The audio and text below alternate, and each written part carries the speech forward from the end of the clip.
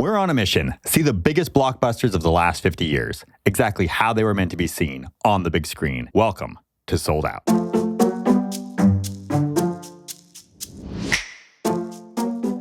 It's summer of 85 and there's a problem. Back to the Future is sold out.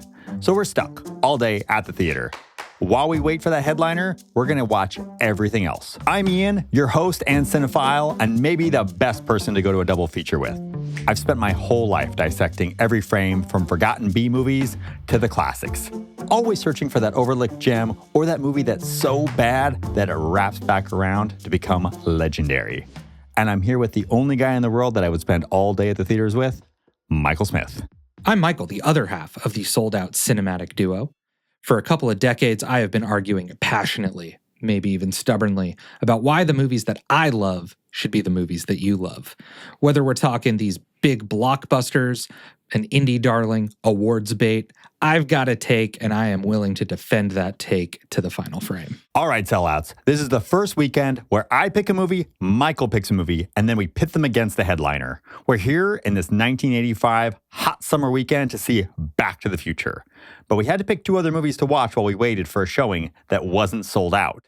Michael, what was your pick for this weekend? All right, so I am not just a fan, but a absolute lover of the original Wizard of Oz. I know. And to troll you, I took your Wizard of Oz picture. You stole my picture. I did, specifically. Dick. Yeah, it might be my favorite movie. And in the summer of 1985, Disney thought it would be a good idea to put out a sequel, Return to Oz, that I've never seen. So that's my pick for the week. All right. What made you choose it, apart from the fact that you are an Oz head? That is the big reason. Anytime there's like a cinematic blind spot, just a movie that I haven't seen that I feel like I should have seen, this podcast is a really excellent reason to go finally watch it. Okay. And I had also just heard that it was really, really weird. And, when in doubt, if a movie's not going to be good, at least it should be interesting and not boring. And this seemed like it would fit that bill. True enough. I mean, I actually had seen it before more than once. Whenever I hear a movie is weird, that's kind of a selling point for me, especially if it was made in 1985 and it's weird. Yeah. I mean, the 80s were wild. Everyone was on Quaaludes, and that shows in Return to Oz. I love me some 80s weird. What did you pick, Ian? Ooh, I'm so glad you asked. I picked Lifeforce. What drew you to Lifeforce? Well, I can't say for certain, but I can say that I'm really proud to join the elite group of people who has never seen the Texas Chainsaw Massacre, never seen Poltergeist, but has seen Lifeforce. I think that's reason enough. Yeah, I mean, this one, I'll admit, I did not know this movie existed before we were checking out the marquee in the summer of 1985, and it happened to be playing. Tobe Hooper is an interesting director because Texas Chainsaw Massacre, massive surprise hit. Poltergeist, very successful. But, in retrospect, the history of that movie is that, Steven Spielberg, I think, took a lot of control over that one. And so Tobe Hooper's actual skill as a director has been brought into question. Well, I have no questions about his skill as a director. I know exactly what they are now that we've seen Lifeforce. So what we're going to do is we're going to take a quick break. And when we come back, we're going to break down the yellow brick road that is not in your Oz movie, but instead the Deadly Desert. And then we will take a look at some space vampires and see who picked the better movie. Yeah. We'll be back shortly with more Sold Out.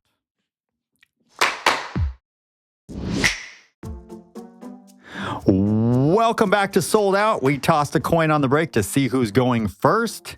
Michael lost, so I'm making him go first, and he's going to take us back to Oz. We're going to return to Oz. As I mentioned before, huge fan of the original MGM classic Wizard of Oz. It's really curious that I hadn't seen this one. And yeah, Return to Oz. Disney put this out 1985. They claimed it is not a direct sequel. I think they did that because, you want to disconnect yourself from a movie that is so beloved. You're not going to please anyone, I think, trying to live up to that. Was it as beloved in 1985? And I'm genuinely asking, I don't know, because it was one of those movies that kind of got forgotten to time and then was rediscovered and became a classic. Yeah, I don't know. I mean, I came to Wizard of Oz young, so it was probably like the early 90s when I watched it, back when they did like the Wonderful World of Disney type, like Sunday night movies, and it would air every year on TV. Well, that's how it became popular. And so, yeah, that's how I originally watched it. And then, subsequently burned through multiple VHS tapes, watching it again and again and again as a child. Never visited this one.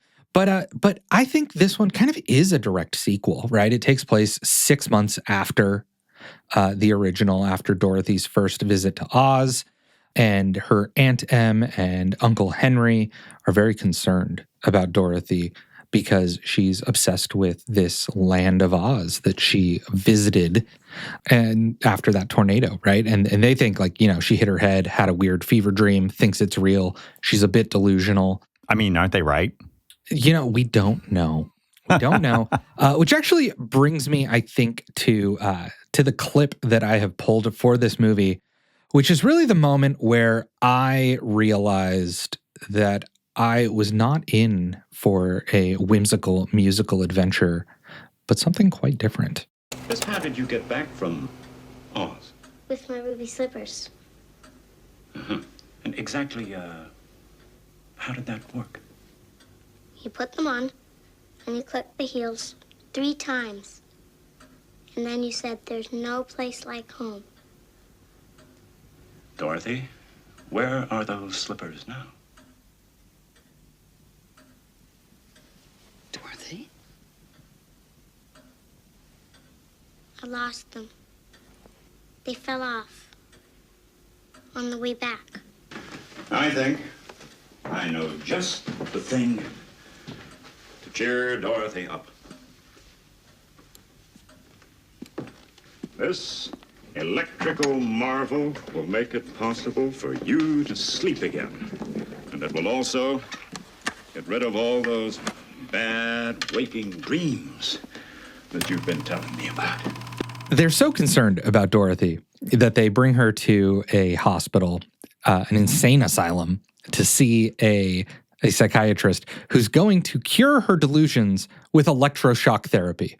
Have you not had electroshock therapy before? No, I mean, maybe. Can't recommend it enough. It not only helped me with my depression, it cleared up my eczema weirdly. So I'm like sitting here like, okay, I knew this was going to be weird. But I'm like, holy crap, like they're going to shock Dorothy's memory of Oz out of her with this terrifying machine. There's like a lightning storm, power goes out. She escapes with some other like patient who drowns like during the escape.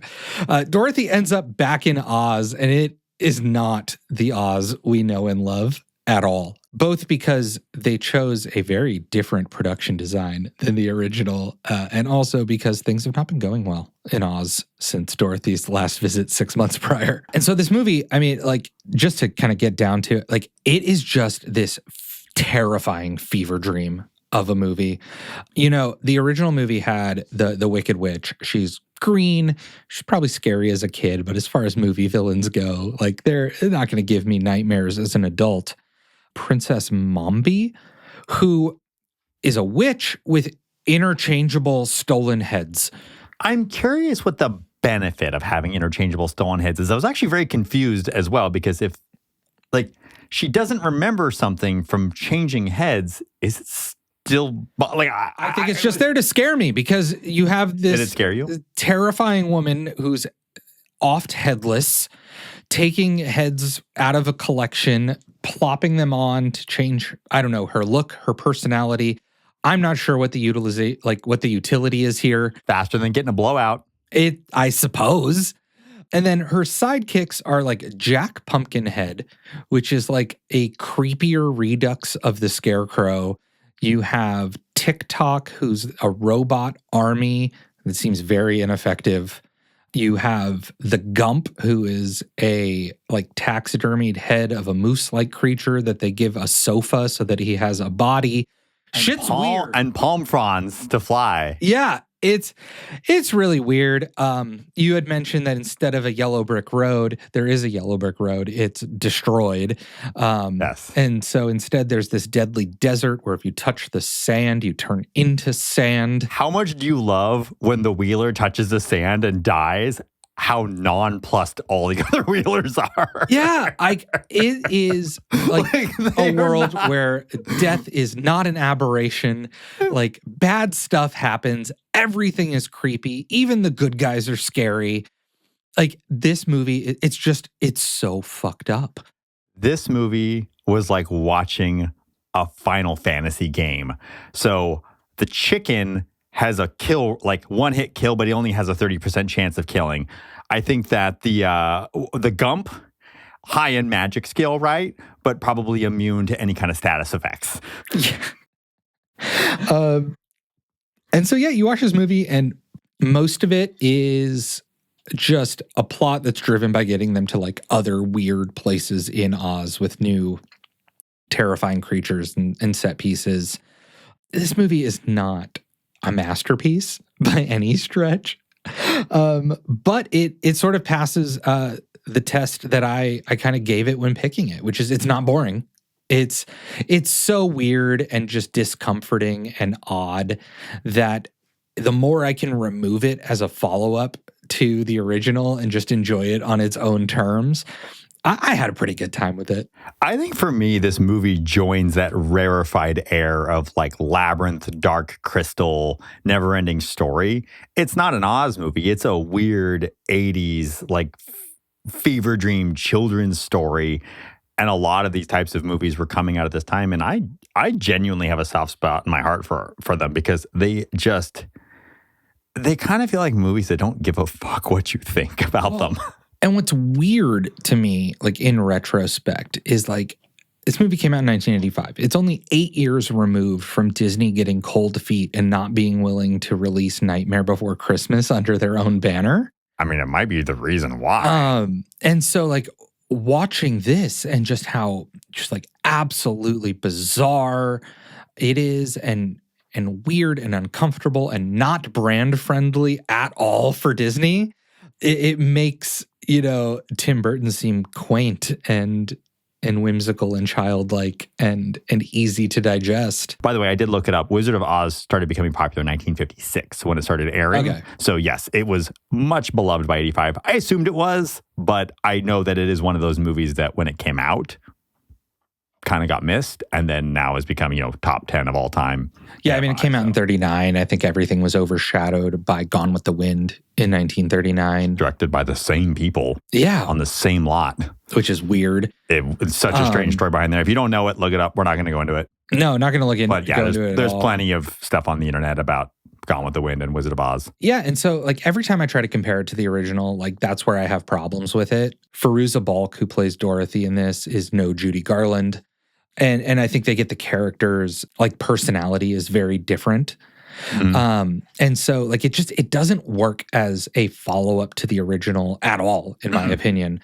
But as its own, like you said, just like dark 80s fantasy creep show, it's engrossing. It's a bizarre movie, and it wasn't successful. There's a reason why we got to watch this while we were waiting for Back to the Future. The theater was empty. Yep. That one was easy to walk into. And I think it's because these sort of long after the fact sequels are difficult to do. We are living in the era of the legacy sequel now. This was one of the first movies to try it out. The most recent one that came out is Happy Gilmore 2.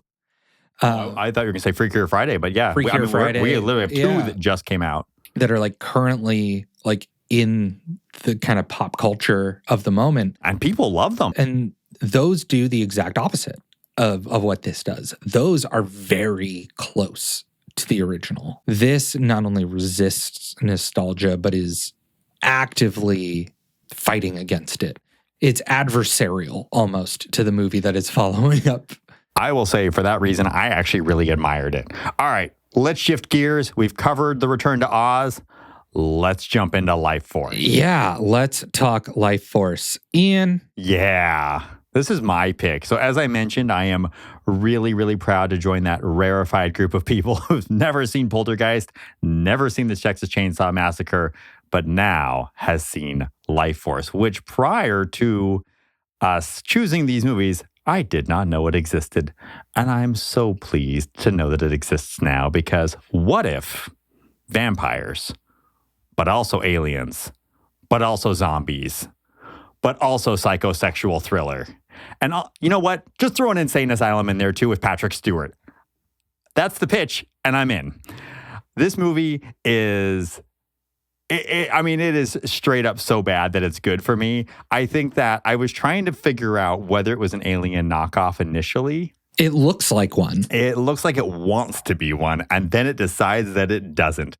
I was like, should I be taking this seriously? We're in space. They're dropping some major political things around the UK and the US are now working together. They're on a ship called the Churchill. I was like, okay, they're setting this up as though it's kind of a serious movie. In fact, it even uses some interesting imagery when the astronauts come out of the bottom of the ship, the Churchill, to then explore the alien ship, which is, I'm still feeling like maybe this movie's serious. I'm not sure. The effects aren't that good. It's 1985. The shape of the exit is a coffin, which was fantastic. I was like, all right, I'm ready for this. Bring it on. And then we encounter Naked Crystal Girl. Yeah. And I was like, okay, got it. I know what movie we're watching now. Or Naked Crystal Girl. Matilda May spends 80% of this movie nude. Completely naked. Yeah. Full frontal, full rear. It's funny. I forget who it was. I think it was the author of the book that the movie is based on, was like talking to another author friend about how he hated the adaptation. His author friend was basically like, yeah, it's not very good, but at least there was tons of full frontal nudity. and I think that kind of sums up this movie. I totally disagree. If you ever wondered where vampires came from, I have an answer for you. It's space. Yeah, that was so annoying to me. They're like, oh, Halley's Comet, passes the Earth every 70-something years. And that's when the vampires visited and where vampire legends come from. And so the way that we kill them was with an ancient lead sword. Oh, you're skipping over the best part. Maybe one of my favorite parts. Okay. The way we kill them. I want to get this at least as close as I can to the original line. We kill them the old-fashioned way. At which point, the doctor refers to the energy center 2 inches below the heart. The energy center, right next to the liver and the kidneys, a little bit to the left of the pancreas, the energy center. Is this the energy center of these specific beings? I don't know. It's not explained. No. It's the old-fashioned way. We all have an energy center there because it's the old-fashioned way. This movie, did not circle back for me. It didn't? You didn't have as much fun with it as I did? No, I found it fucking interminable. It's 2.5 hours long. Heartbreaking. I did not. We know this is going to come down to the fans at the end then, because I'm voting for mine. No, not at all. I struggled to get through this movie. I thought it was boring and stupid and badly made. How can you say it was boring and stupid? Car explosion? Check. Building explosion? Check. Body explosion? Check. Everything. If there's an impact, it blows up. I will say that the scene where naked space girl escapes from a helicopter by just turning into blood and splashing down into London. What was that? That was kind of neat. But no, this movie is a disaster. And poor Patrick Stewart's face is just mutilated in that moment, which, by the way, when Colonel Carlson slaps the shit out of him while he's asleep, absolutely wonderful. Listen, you bitch. I'll keep you in this state for weeks if I have to. Now you talk to me. Carlson, be with me. Carlson's so sweaty. Every man in this movie is so sweaty. The whole time. So much sweat. What are you? Why are you so human? So perfect? What are the bird creatures on the ship? Our bodies are unimportant. As you and your men we never know. Your ship, never you answer. changed them. Were you? We entered your minds and found there new bodies. I took my shape from your mind. I took your language. I became the woman I found there in your deepest thoughts, your deepest needs. I love that his deepest needs came from a Playboy cover. Carlson.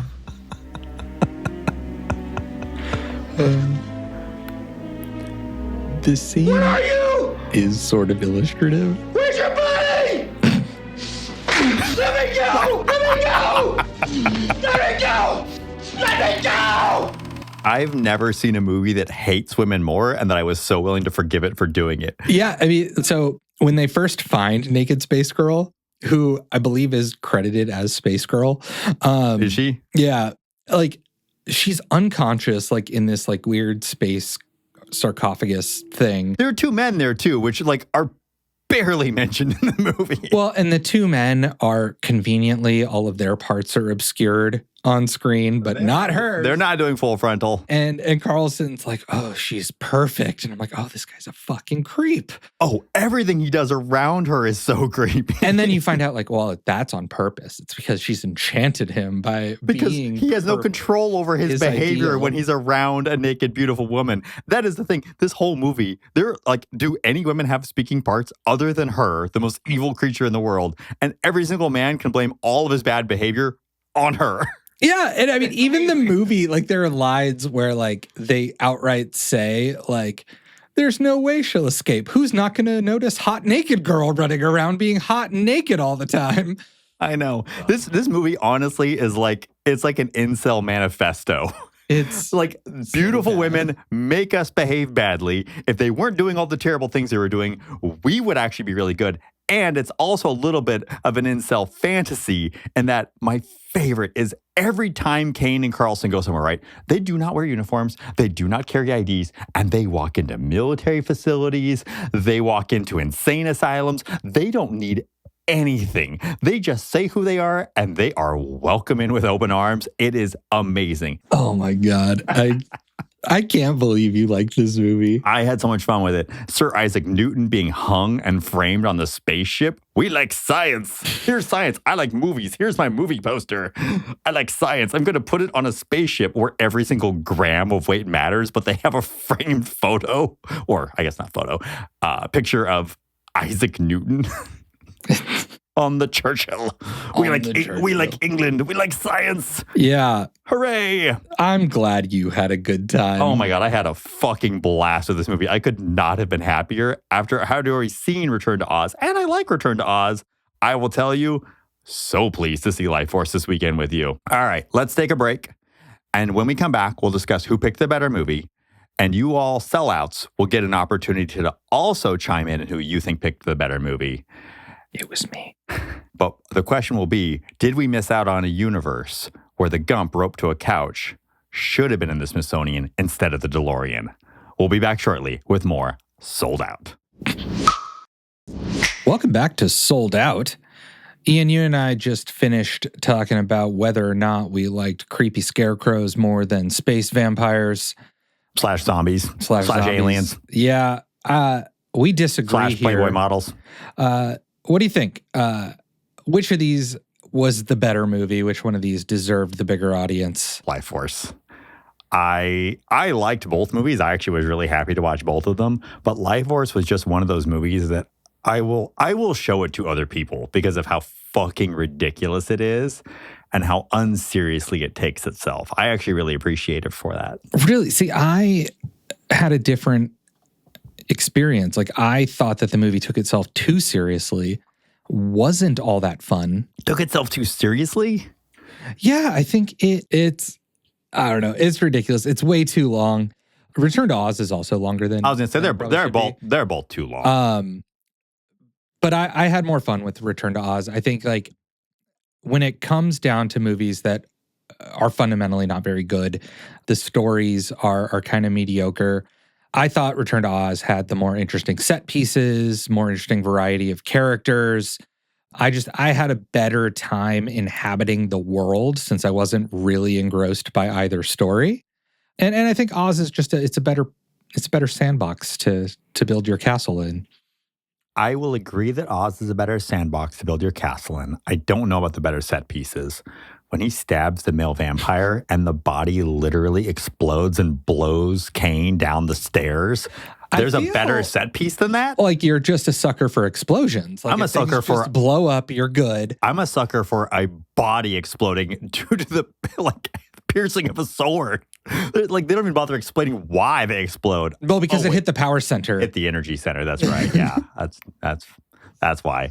No, I of course it's stupid.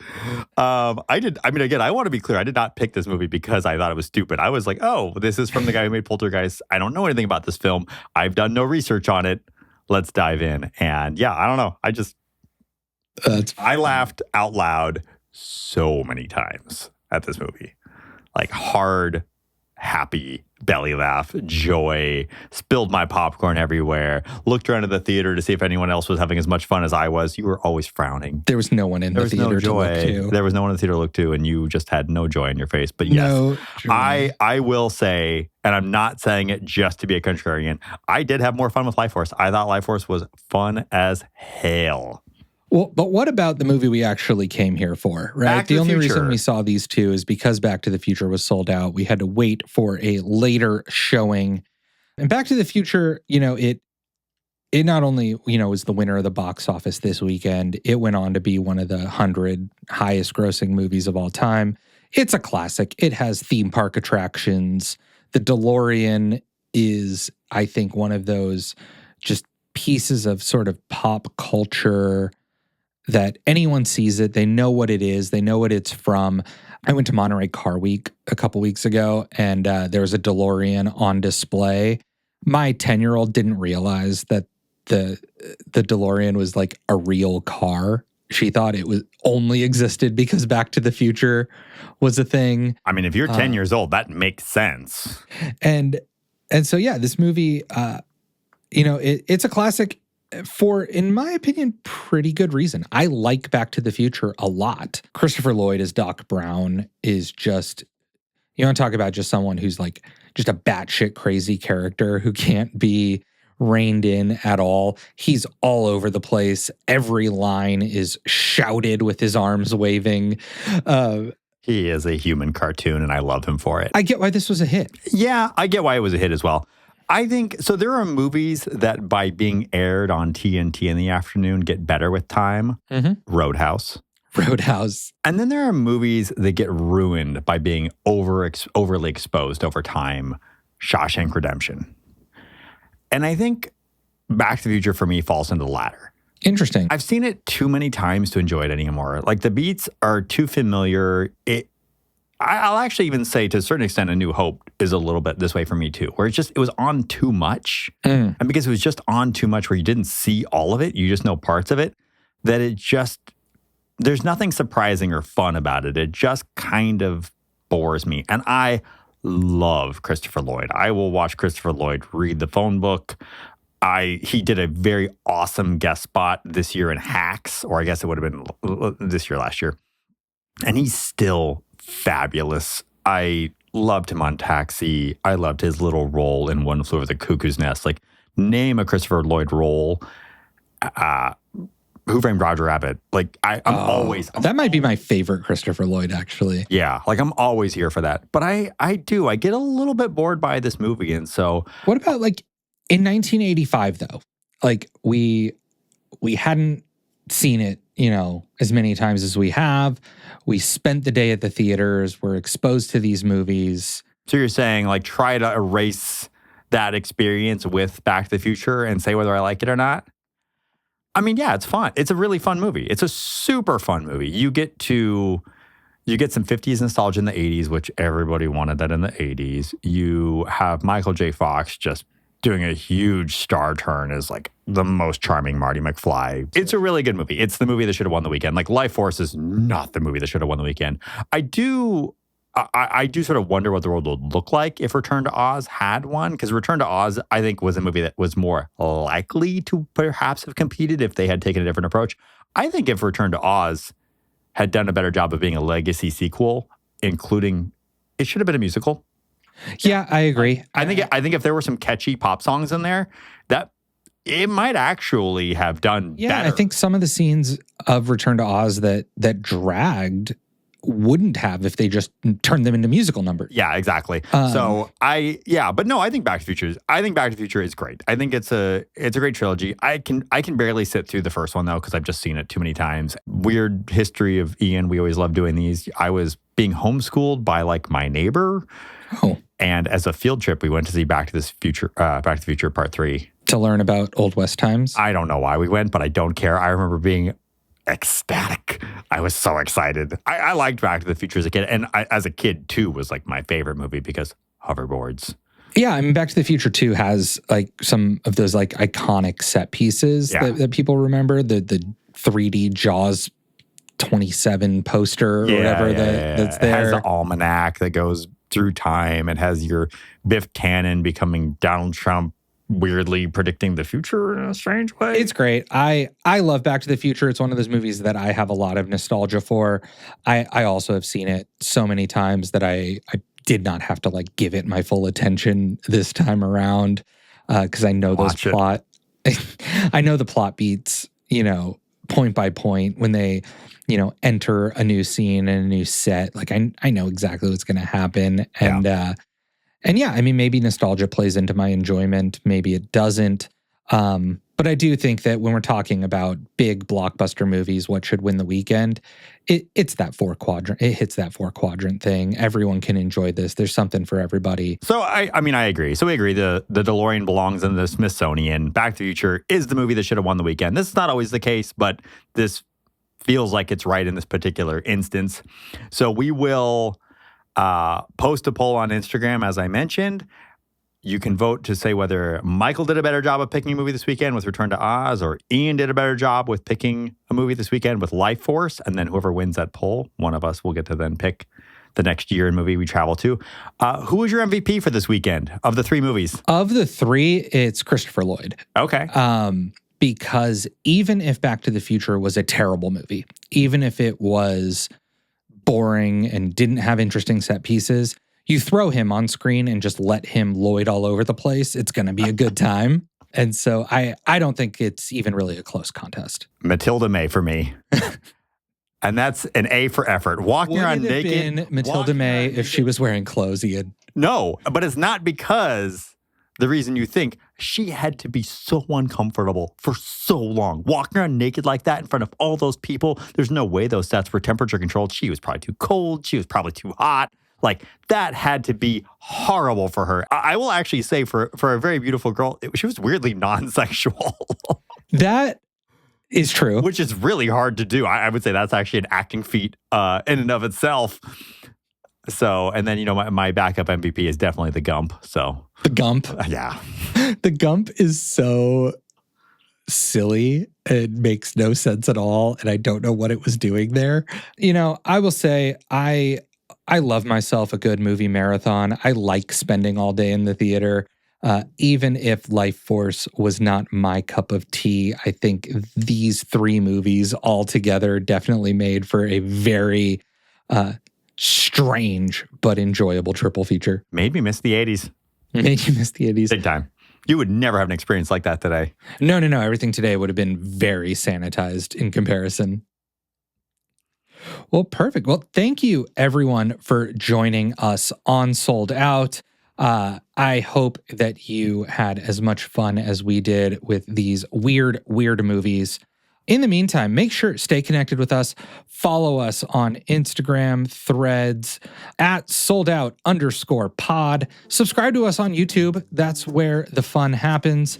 And don't forget, visit us on Instagram. Vote for which of us did a better job of picking the movie so that we can have fun setting the other one up to watch something hopefully extra bizarre next time around. Yep. And we'll be posting that poll on @soldout_pod on Instagram. And then you can follow me at Ian_upleft. Wow, I just forgot mine again. I almost said sold out. So on Instagram, and I occasionally post on Threads, and I don't really post anywhere else. Letterboxd, but I don't remember my username currently. I am also on Instagram at Michael_upleft, where, I will make sure and spam the heck out of you to vote in our poll for me specifically. Share any letterboxed reviews that I write, and, anything else movie related that I get excited about in the next couple of weeks. All right, Michael, it's been a joy hanging out at the theater with you this weekend. We're going to go theater hopping again in 2 weeks. We will see you all on that episode of Sold Out. Sold Out is an Uplift Media production, hosted and written by Ian Charter and Michael Smith. Edited, sound engineered, and produced by Ian Charter, with special thanks to Rosie Page.